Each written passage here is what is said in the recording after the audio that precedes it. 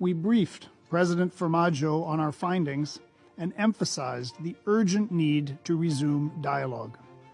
We and international partners stand ready to support this as required. While technical advances across political, security, economic, and humanitarian agendas have continued, I must underscore that these gains will quickly reach their limits without the necessary political agreements.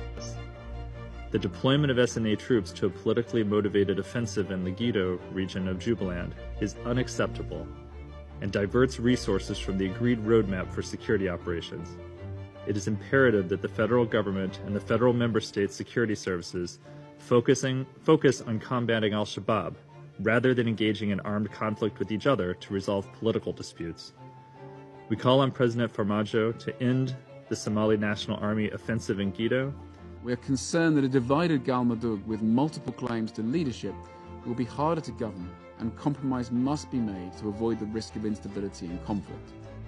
The new electoral code has now been approved by the House of the People and the Upper House and signed into law by the President.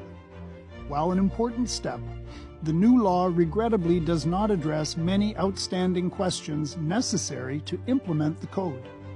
These questions relate to the locations of constituencies, how to guarantee 30% of seats for women, and the modalities to enable Somalis from across the country to.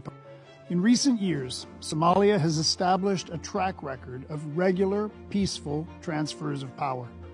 This commendable achievement must now be preserved in 2020.